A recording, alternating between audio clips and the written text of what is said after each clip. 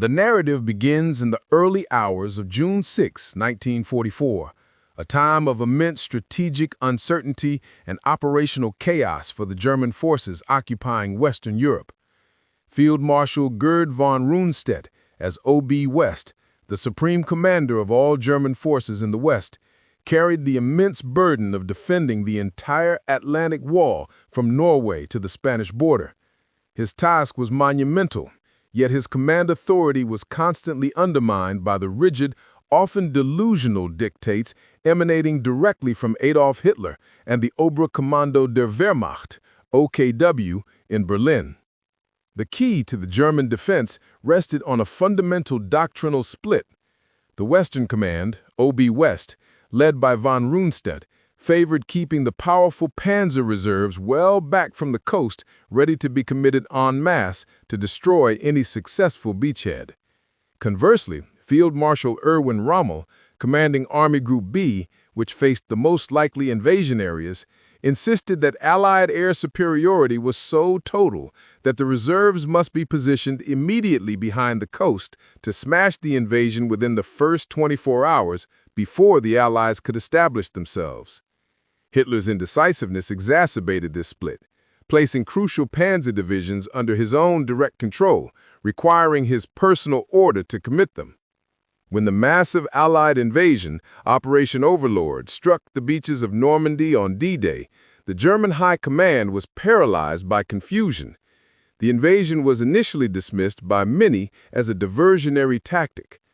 Compounding the confusion, Hitler had retired for the evening, and, due to his strict orders, the critical Panzer reserves under OKW control, particularly the powerful 12th SS Panzer Division Hitlerjugend and the Panzer Lehr Division, could not be moved until late in the morning. This delay was catastrophic. It represented the loss of the critical window of opportunity that Rommel had desperately warned about. Von Rundstedt, despite his remote command post, understood the magnitude of the invasion almost immediately, recognizing that this was no mere feint. However, his hands were tied. By the time the reserve panzers were finally released, Allied air power and naval gunfire had already established a brutal, unyielding dominance over the battle area. Allied fighter bombers patrolled the skies relentlessly, turning the roads of Normandy into killing zones and making any large-scale German movement in daylight suicidal. The crucial German counterattack doctrine, the idea of concentrating armor for a swift, overwhelming knockout blow, was rendered obsolete by the realities of the modern battlefield. The immediate losses were staggering. Beyond the thousands of infantry casualties, the command structure itself suffered catastrophic blows. The Allied invasion had not only established 5 solid beachheads, but had created an operational environment of total chaos. Radio silence was effectively broken by Allied jamming, and communication lines were systematically destroyed by bombing, leaving forward commanders isolated and often without guidance. Furthermore, the loss of key personnel began immediately. Rommel himself, though not yet a casualty, was absent on a birthday trip to Germany, a planning error that proved devastating in the critical opening hours. By the end of D-Day, the strategic goal of ejecting the Allies had failed completely. Instead of being pushed back into the sea, the Allies had firmly established a beachhead several miles deep. The stage was set for the brutal, grinding battle of attrition that von Rundstedt had desperately hoped to avoid. A battle he knew the Wehrmacht could not win due to their dwindling resources and the enemy's complete control of the air and sea. The overwhelming success of the Allied logistical buildup over the next few weeks would confirm his worst fears. The period immediately following D-Day found Field Marshal Gerd von Rundstedt's command, the Oberbefehlshaber West, locked in a desperate and strategically ruinous stalemate against the rapidly expanding Allied beachhead in Normandy. This phase, roughly from June 7 to June 15, 1944, became the agonizing proof of Rommel's earlier premonition. The crucial German counterattack doctrine, designed to push the invaders back into the sea within 24 to 48 hours, had utterly failed. The core problem facing von Rundstedt was not a lack of courage among his troops, but the absolute and total dominance of the Allied air superiority, a factor that fundamentally crippled the German ability to conduct mobile warfare. The moment a German unit, particularly an armored formation, attempted to mass for a concentrated attack, it immediately became a target. The skies over Normandy were constantly patrolled by Allied fighter bombers, such as the American P-47 Thunderbolts and the British Hawker Typhoons, whose rocket fire turned every road junction and open field into a killing zone. This perpetual threat ensured the German movement was restricted almost entirely to the cover of darkness, drastically slowing the arrival of reinforcements. Tanks and trucks had to be meticulously camouflaged during the day, wasting precious hours and squandering the crucial element of surprise. The failure of the German Panzer divisions to mass became the fatal flaw in the defense. The reinforcements that were finally released from Hitler's direct control, such as the seasoned Panzer Lehr Division and the fanatical 12th SS Panzer Division Hitlerjugend, did not arrive as a cohesive striking force. Instead, they arrived piecemeal, exhausted, and severely depleted, having suffered crippling losses from air attacks and relentless interdiction bombing during their slow journey to the front. The Panzer Lehr, for instance, reported losing dozens of vehicles and hundreds of men before ever reaching the battle lines, simply due to Allied air attacks on their movement routes. Once at the front, the terrain exacerbated the strategic dilemma. The Norman bocage, a landscape of small fields enclosed by thick, high hedgerows built upon ancient earth banks, was perfectly suited for defensive infantry fighting, negating the superior range and maneuverability of the German tanks. Each field became a miniature fortress, and the Americans and British, now firmly dug in and supported by overwhelming field artillery, forced the Germans into a grinding house-to-house, hedgerow-to-hedgerow battle of attrition. This was the exact type of costly, static fighting that the Blitzkrieg Doctrine was designed to avoid, and it favored the Allied side, which possessed inexhaustible reserves of manpower and ammunition. The Allied logistical buildup was proceeding at a terrifying pace. While German reinforcements crawled forward under constant aerial attack, the Allies were deploying the Mulberry artificial harbors and relentlessly pouring hundreds of thousands of troops, tanks, and tons of supplies onto the beaches. This massive logistical effort guaranteed that the Allied beachhead would not only hold, but expand. Every passing day ensured that the window for a successful German counterattack was not just closing, but was already shut, replaced by an unbreakable, immovable front. This strategic reality, the inability to move, the failure to mass, and the constant hemorrhaging of irreplaceable resources against an enemy whose power was growing exponentially, led to a crushing sense of pessimism and impotence within von Rundstedt's command. He and Rommel both clearly saw that they were losing the war of attrition, and the fate of the Western Front was being sealed not by tactical genius, but by the overwhelming industrial might and air power of the Allies.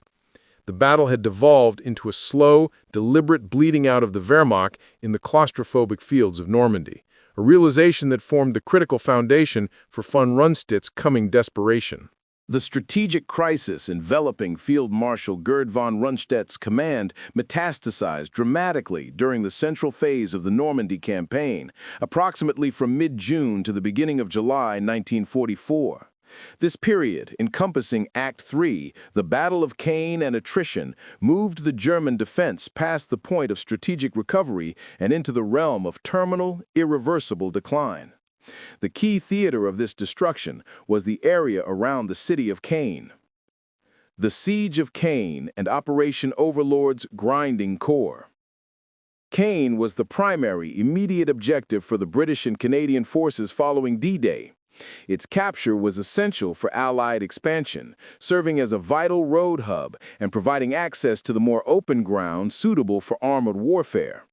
For the German High Command, holding Caen became a political and psychological fixation driven by Hitler, transforming the battle into a desperate static defense. The result was a devastating series of large-scale British armored assaults, Operation Epsom, Operation Charnwood, and subsequent smaller operations, all designed to systematically smash the German forces defending the city. Von Rundstedt watched, horrified, as his most precious, irreplaceable mobile units were ground down in a fixed, costly battle they could not win. The fighting was characterized by a brutal exchange of steel and blood, fundamentally favoring the materially inexhaustible Allies. The British forces, supported by meticulous planning and staggering amounts of ammunition, attacked entrenched German positions in the villages and fields surrounding Caen. The German defenders, including elite Waffen-SS formations such as the 1st SS Panzer Division Leibstandarte and the 12th SS Panzer Division Hitlerjugend, fought with fanatical courage and tactical skill, inflicting horrific casualties on the attackers. However, the German heroism was nullified by the Allied firepower and air superiority. Every German tank concentration, every troop assembly, and every supply column was subjected to pinpoint naval shelling, relentless field artillery barrages, and continuous attacks by Allied fighter bombers. The systematic destruction was overwhelming. The systematic destruction of the Panzer divisions. This period was the bleeding out of the Wehrmacht's elite armored reserve in the West. Panzer divisions, considered the strategic backbone of the German defense, were committed to localized defensive counterattacks and suffered catastrophic losses that could not be replaced. Tanks. Superior German tanks like the Tiger and Panther were tactically lethal, but their numbers were finite. When one was lost due to an Allied tank shell, a bomb, or simply mechanical breakdown due to the inability to recover and repair them under fire, it was permanently gone. The Allies, meanwhile, could replace their losses, primarily Shermans, almost instantly, flown in or ferried across the channel by the relentless logistics machine. Personnel. Von Rundstedt's greatest concern was the systematic destruction of the experienced company and battalion commanders, the tactical brainpower that held the German defense together. Casualties among officers and experienced non-commissioned officers reached critical levels, eroding the fighting efficiency of the remaining troops and making any future offensive maneuver impossible. The human resource was not merely depleted, the irreplaceable institutional knowledge was being systematically eliminated. The relentless pressure on Caen forced von Rundstedt to commit every available reserve, turning the initial defense strategy into a purely reactive and static defense. The front line was held by a handful of battered, depleted formations, fighting desperately for time and territory, completely incapable of initiating the necessary large-scale counteroffensive required to break the Allied beachhead. By late June, von Rundstedt's reports to Berlin painted a picture of unmitigated disaster. His best divisions were reduced to fractions of their fighting strength, their tanks were scrap metal littering the fields of Normandy, and the material imbalance between the two sides was expanding exponentially. This agonizing, attritional fight for Caen became the final, strategic proof that the battle for France was already lost, setting the stage for the dramatic and frustrated confrontation that would follow.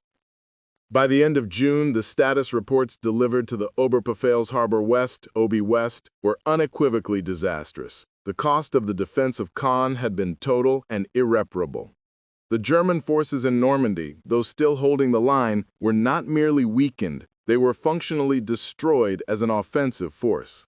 Von Rundstedt and Field Marshal Gerd von Rommel, commanding Army Group B, both agreed that the situation was hopeless.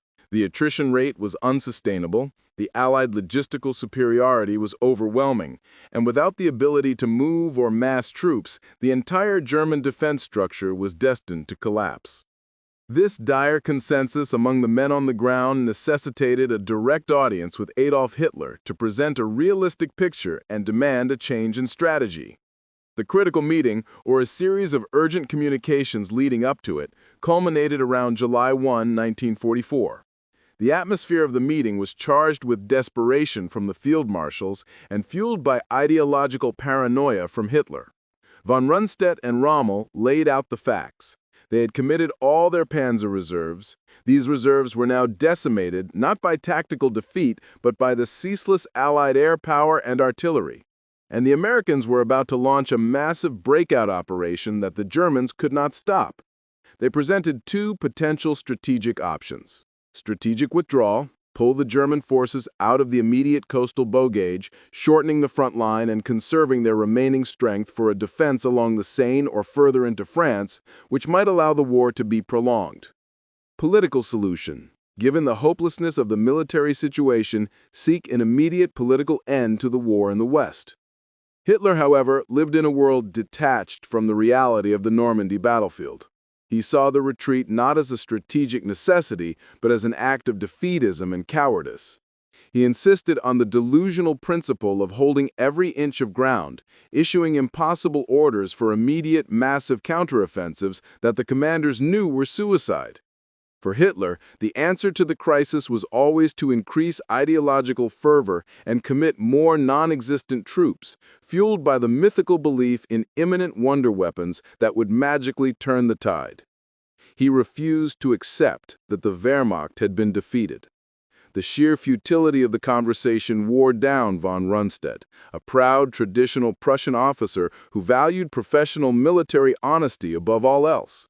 He was forced to listen to Hitler reject every professional assessment and demand the continuance of a self-destructive strategy. The constant strain of commanding a lost battle while being dictated impossible orders from a paranoid amateur had pushed the field marshal to the breaking point.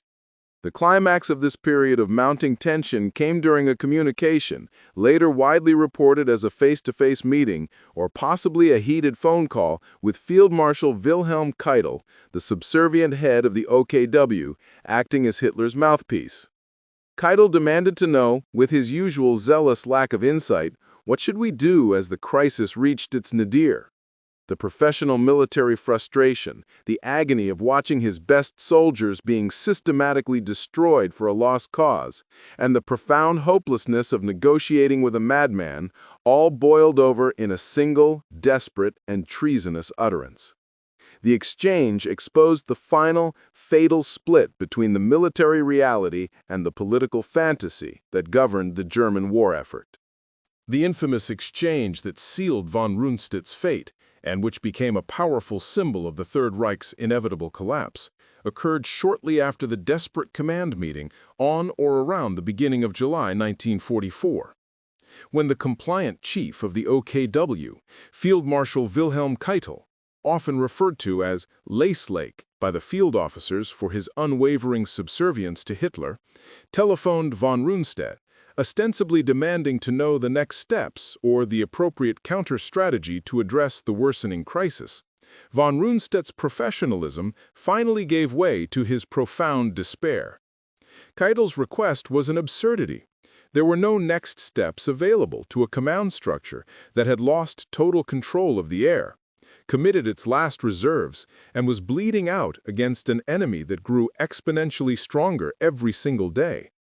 The question itself represented the final, fatal disconnect between the Führer's headquarters and the reality on the ground.